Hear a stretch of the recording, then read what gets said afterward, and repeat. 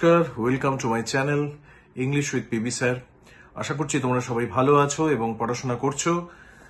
আমার এই চ্যানেল যারা দেখো নিয়মিত তারা জানো যে আমি ডব্লিউবিসিএস, এসএসসি এবং রেল, ব্যাংক সব রকম পরীক্ষার ইংলিশ যে অংশ তার জন্য আমি চেষ্টা করি কাজের ভিডিও আপলোড করবার, যেগুলো তোমাদের সত্যিকারের কাজে লাগবে। এবং আমি ডব্লিউবিসিএস যারা সামনে পরীক্ষা দেবে তাদের জন্য একটা স্পেশাল কোর্স করছি। প্রথমে ভোকাবুলারি দিয়ে শুরু করেছি 1998-9 থেকে 2023-24 পর্যন্ত যা যা ভোকাবুলারি এসছে প্রিলিমিনারিতে, সেগুলো নিয়ে আমি আলোচনা করছি তোমাদের। আশা করছি তোমরা যারা আগের ভিডিও দেখেছো তারা উপকৃত হয়েছো। এছাড়াও আমার বিভিন্ন ভিডিও আপলোড করা আছে, ভয়েস চেঞ্জ থেকে শুরু করে ন্যারেশন চেঞ্জ, ইডিয়ামস ইত্যাদি। সেগুলো প্লেলিস্টে গিয়ে তোমরা দেখতে পারবে। এবং যারা যারা প্রথম এই চ্যানেল ওপেন করলে তাদের রিকোয়েস্ট থাকবে চট করে সাবস্ক্রাইব বাটনটা টিপে ফেলো এবং লাইকটা টিপে ফেলো, যাতে ভবিষ্যতে ভিডিওগুলো তোমরা পেতে থাকো। অসংখ্য চ্যানেল ইউটিউবে আছে আমি জানি, কিন্তু আমার উদ্দেশ্য হচ্ছে তাদের জন্য যারা একেবারে সিরিয়াসলি প্রিপারেশন নিচ্ছ, খানিকটা পড়াশোনা করা আছে তোমাদের অ্যাম্বিশন রয়েছে, তোমরা বড় অফিসার হবে, হাই স্যালারি জবে ঢুকবে, তাদের জন্য। সুতরাং আমি সময় নষ্ট না করে কাজের কথাই বলি এবং কাজের জিনিসই তোমাদের চেষ্টা করি প্রোভাইড করবার। 2014-এর যে ডব্লিউবিসিএস প্রিলিমিনারি কোশ্চেন, তাতে আমি যতগুলো ভোকাবুলারি তোমাদের শেখানোর মতো পেয়েছি, ভোকাবুলারি পার্টটা আমি শুধু আজকে আলোচনা করব। এইবার তোমরা নজর রাখো স্ক্রিনে। টোর ডি ফোর্স এটা একটা বিদেশি ল্যাঙ্গুয়েজ, ফ্রেঞ্চ টার্ম, যেটা ইংলিশে এসছে। এটার মানে হচ্ছে গ্রেট অ্যাচিভমেন্ট অথবা কোনো মাস্টারপিস তৈরি করা বা কোনো ফিট, এফিএটি। ফিট মানে হচ্ছে কোনো কঠিন কাজ করা, কোনো কঠিন কাজ করে সেই কাজটাকে সম্পন্ন করা বা অ্যাচিভ করা কোনো কিছু।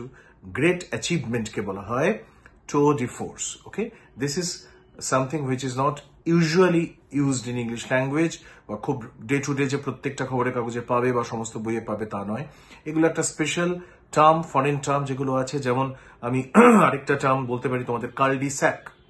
কালডিস্যাক মানে হচ্ছে একেবারে এমন একটা কানা গলি যেখানে আর তারপরে রাস্তা নেই, অর্থাৎ the house is situated at the end of cul de sac. তাহলে ব্লাইন্ড অ্যালি অথবা ডেড এন্ড যাকে বলে, ঠিক আছে, তাকে বলা হয় কালডিস্যাক। এরকম আরো অনেক শব্দ আছে যেগুলো নিয়ে পরবর্তীকালে বিভিন্ন ভিডিওতে আমি আলাদা আলাদা করে আলোচনা করব। আগে আমি যেটা কথা দিয়েছি তোমাদের, যে প্রিলিমিনারি যত ভোকাবুলারি আছে সেগুলো তোমাদের জানাবো, সেগুলো শেষ করে নিই। তো ফার্স্ট ওয়ার্ড হলো tour de force, which is actually great achievement. This is a noun. Next, insipid. Insipid কথাটার মানে হচ্ছে যেখানে রসকস নেই, যার মধ্যে কোনো আনন্দ নেই, ডাল, uninteresting, tasteless, ফ্লেভারলেস, blonde.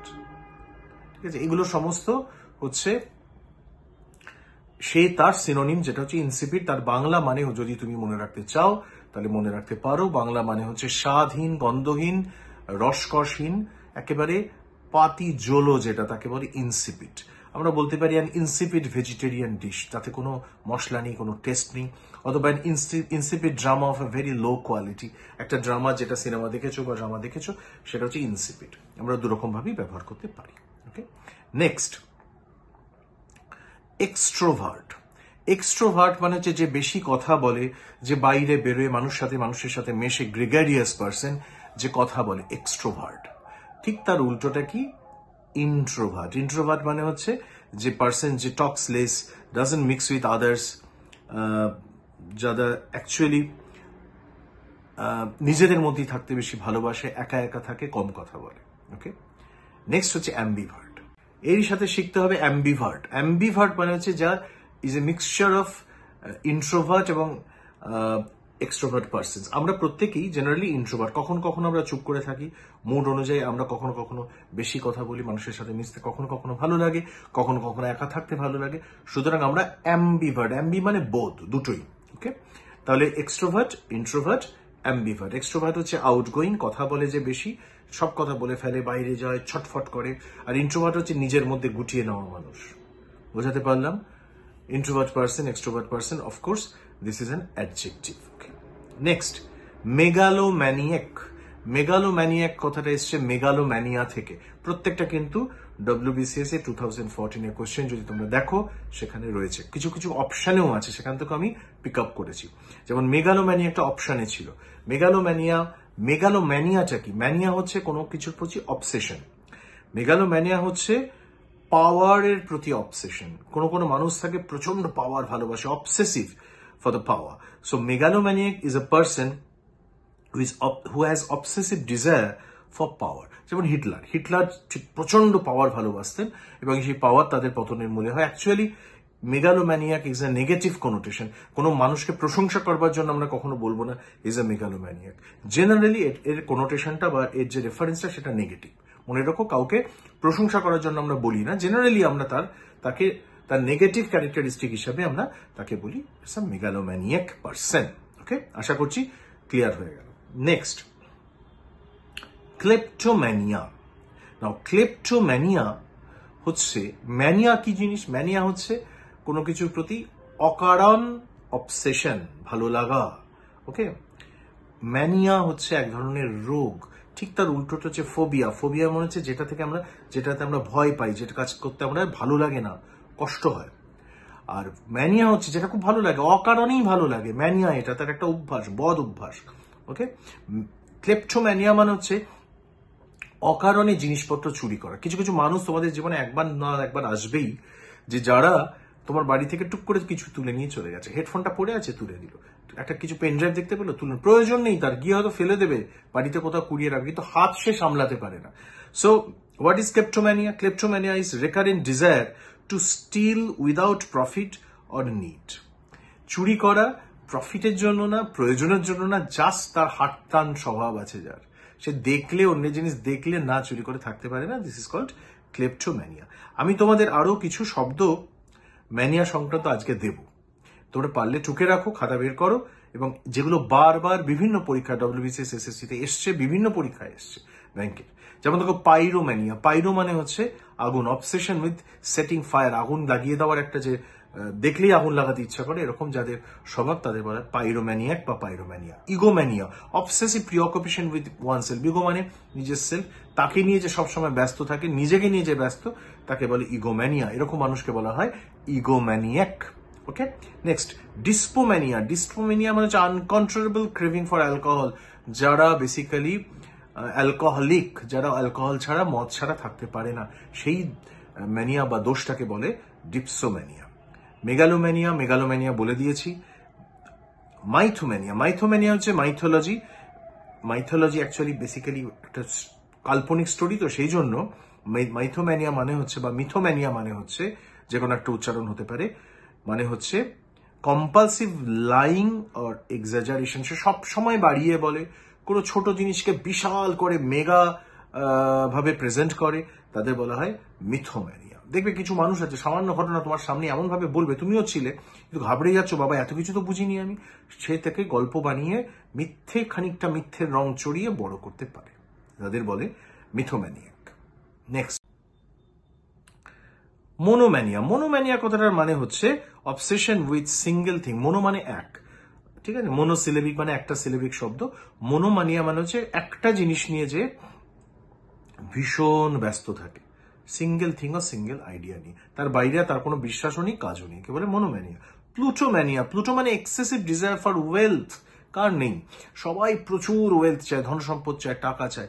This is called plutomania. কিন্তু সেটা যখন রোগের পর্যায়ে পৌঁছে যায় তাকে বলে প্লুটোম্যানিয়া। জেনো মানে extreme obsession for foreign things. American দ্রব্য, আমস্টারডাম থেকে এই আঙুর এনেছি, এই আপেল কিনেছি ওখান থেকে, এই মূর্তিটা নিয়ে এসেছি ওই জায়গা থেকে, ইত্যাদি ইত্যাদি যারা বলে এবং নিজেদের প্রচার করে, তাদের বলা হয় জেনোম্যানিয়াক বা জেনোম্যানিয়া। জু মানে তোমরা জানো যেখানে পশু পাখি থাকে। So excessive love for obsession with animals যাদের, তাদের বলে জুম্যানিয়া। জুলজি বলে একটা সাবজেক্টও আছে। লাস্ট আমি আজকে শেখাবো হিপ্পোম্যানিয়া। হিপ্পোপটেমাসের সাথে কোনো সম্পর্ক নেই। হিপ্পোপটেমাস মানে হচ্ছে জলহস্তী, তার সাথে কোনো সম্পর্ক নেই। এখানে হচ্ছে আরেকটি প্রাণীর সাথে সম্পর্ক, তার মানে হচ্ছে, তার নাম হচ্ছে হর্স, ঘোড়া। ঘোড়াকে যে প্রচন্ড ভালোবাসে, ঘোড়ার প্রতি যার অবসেশন, তাকে সেই অবসেশনটাকে বলা হয় বা ম্যানিয়াটাকে বলা হয় হিপোম্যানিয়া, এবং যারা সেই ম্যানিয়াতে আক্রান্ত তাদের বলা হয় হিপোম্যানিয়াক। ওকে, নেক্সট শব্দ, কিছু ম্যানিয়া সম্বন্ধ শব্দ তোমাদের বললাম। নেক্সট শব্দে আমরা আসব, সেটা হচ্ছে ইনঅ্যাডভার্টেন্ট। ইনঅ্যাডভার্টেন্ট মানে হচ্ছে যেটা আমরা কোনো ইচ্ছাকৃতভাবে করা হয়নি বা করি না, কোনো একটা ঘটনা ঘটিয়ে ফেললাম, কোনো একটা ওকে ক্ষতি হয়ে গেল তার জন্য, সেটা কিন্তু তুমি ইনঅ্যাডভার্টেন্টলি করেছো, অর্থাৎ তুমি জেনে শুনে করনি। জেনে শুনে করা মানে হচ্ছে তুমি নোয়িংলি করেছো, তোমার একটা উদ্দেশ্য ছিল, মোটিভ ছিল, কিন্তু তুমি যদি ইনঅ্যাডভার্টেন্টলি করো, তোমার কোনো মোটিভ নেই, জাস্ট অ্যাক্সিডেন্টালি হয়ে গেছে, তাকে বলা হয় আনইনটেনশনাল, অ্যাক্সিডেন্টাল, আনপ্ল্যান্ড ওয়েতে যদি কোনো কাজ হয় তাকে বলা হয় inadvertent work. Of course, adjective inadvertently হচ্ছে adverb, যেমন ধরো he made that mistake inadvertently, অর্থাৎ ইচ্ছাকৃতভাবে করেনি, অনিচ্ছাকৃতভাবে ভুলটা করে ফেলেছে। আশা করছি মনে থাকবে। নেক্সট শব্দ যেটা এসেছিল ইনকগনিটো। ইনকগনিটো মানে হচ্ছে ছদ্মবেশে, নিজের যে বেশ, নিজের যে মুখ, নিজের যে পরিচয় সেটাকে লুকিয়ে রেখে। ইনকগনিটো মানে ডিসগাইজ, ডিসগাইজ মানে ছদ্মবেশ। এটা কিন্তু বোধ অ্যাডজেক্টিভ হিসেবেও কাজ করে এবং অ্যাডভার্ব হিসেবেও কাজ করে। তবে অ্যাডভার্বের আমি উদাহরণ দিয়েছি, হি কেম হিয়ার ইনকগনিটো মানে ছদ্মবেশে এসেছিল। নেক্সট এমবেজেল। এমবেজেল মানে হচ্ছে চুরি করা। চুরি তো অনেক রকম হয়, স্টিল হয়, প্লান্ডার হয়, লুট হয়, রব হয়, কিন্তু এমবেজেল মানে হচ্ছে মিসঅ্যাপ্রোপ্রিয়েট করা, অর্থাৎ ঠকিয়ে লুকিয়ে নিয়ে নেওয়া। জেনারেলি এই শব্দটা ব্যবহার হয় কোনো ইনস্টিটিউশন থেকে, কোনো অফিস থেকে যদি কেউ চুরি করে, ফলস ডকুমেন্ট সাবমিট করে, তোমার ব্যাংকে গিয়ে তোমার সই জাল করে যদি কোনো টাকা কেউ চুরি করে নেয়, তাকে বলা হয় এমবেজলমেন্ট বা এমবেজেল। এমবেজলমেন্ট হচ্ছে তার noun form. Next Eliud. Eliud কথাটার মানে হচ্ছে অ্যাভয়েড করা, এসকেপ করে যাওয়া। কোনো ডেঞ্জার থেকে, কোনো এনিমি থেকে, কোনো পার্সুয়ারের থেকে তাকে যদি তুমি এড়িয়ে যেতে পারো, তাহলে তুমি তাকে এলিউড করছো। ওকে, যেমন ধরো typically in a skilful or cunning way, অত্যন্ত বুদ্ধিমত্তার সাথে যদি কোনো বিপদ, কোনো প্রবলেম, কোনো শত্রুকে তুমি এড়াতে পারো, so you are eluding them. So he tried to elude the security man by sneaking through a back door. পিছন দরজা দিয়ে ঢুকে সে সিকিউরিটি ম্যানকে এলিউড করলো, অ্যাভয়েড করলো। সো এলিউডের সিম্পল মনে রাখার সুবিধার সহজ রাস্তা হচ্ছে অ্যাভয়েড করা বা এড়িয়ে যাওয়া। ইমিনেন্ট। ইমিনেন্ট মানে হচ্ছে যেটা আসতে চলেছে, impending, about to happen. They were in imminent danger of being swept away. জল আসছিল এবং এই লোকদের প্রচন্ড তারা সেই বিপদের মধ্যে ছিল, অর্থাৎ জল তাদের সুইপ করে নিয়ে চলে যেতে পারে, এরকম বিপদের মধ্যে তারা ছিল। ইমিনেন্ট মানে যেটা আসতে চলেছে, বাংলায় বলা হয় আসন্ন। আসন্ন election eminent. Eminent actually negative, বিপদের সেন্সে বলা হয়, আসন্ন মানে ইম্পেন্ডিং। Eminent danger. ডেঞ্জারের সাথে মনে রাখবে এই শব্দটা সব থেকে বেশি ব্যবহার হয়। কোনো খারাপ, কোনো ভয়ানক, কোনো খারাপ হতে চলেছে এমন যখন আমরা বলি, তখন বলি ইমিনেন্ট ডেঞ্জার।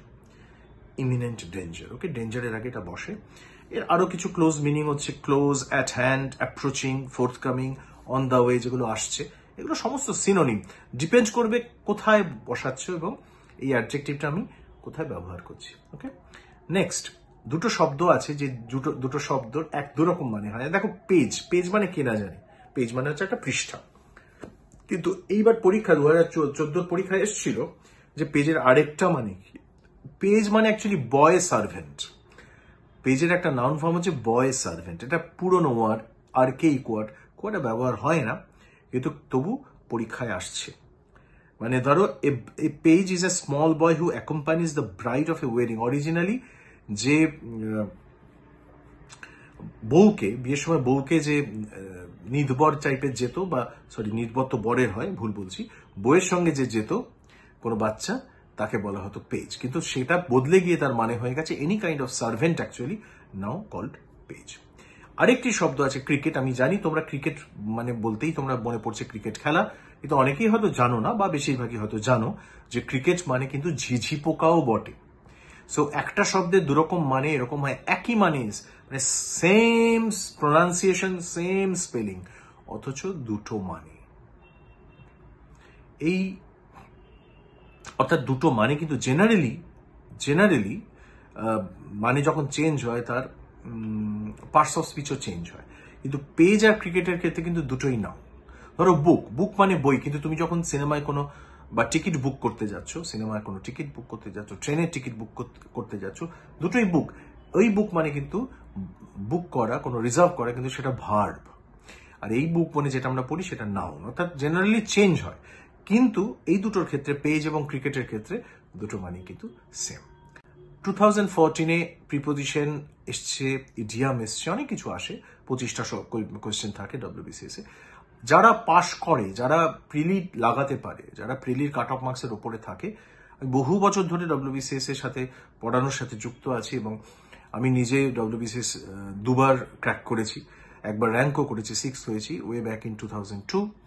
তো আমার অভিজ্ঞতার পরিপ্রেক্ষিতে আমি বলতে পারি যে যারা WBCS-এ ফাইনাল পর্যন্ত পৌঁছয় তারা কিন্তু 25-এর মধ্যে 20-র উপরে, অর্থাৎ 22-23 কিন্তু তাদের স্কোর থাকে, and that is not a very easy thing to achieve. Okay, it's a very hard thing, কারণ এমন কিছু কোয়েশ্চেন থাকবে যেগুলো জানার পরও তুমি অ্যান্সার দিতে পারবে না, অ্যান্ড দেয়ার লাইজ দ্য রাব, ওইখানেই যত সমস্যা। এমনভাবে নলেজটা তৈরি করতে হবে, বুঝে জেনে, যে আমি যেন এলিমিনেট করে অপশন থেকে অপশনগুলোকে বাদ দিয়ে কারেক্ট উত্তরটা দিয়ে আসতে পারি। সবসময় যে জানতে হবে তা নয়, যেগুলো অপশন আছে তার মধ্যে তো আমি জানতে পারি 3টে, তাহলে যেটা আমি জানি না সেটাই অ্যান্সার হবে। সুতরাং এলিমিনেট করাও কিন্তু তোমাকে শিখতে হবে, তার জন্য তোমার যতটা সম্ভব নলেজ বাড়িয়ে রাখা দরকার। আমি ছোট ছোট ভিডিও বানাই, যদি ভালো লাগে শেয়ার করো এবং দেখতে থাকো এবং কমেন্ট করো, আর এগিয়ে যাও নিজের লক্ষ্যের দিকে। Thanks for being with me today.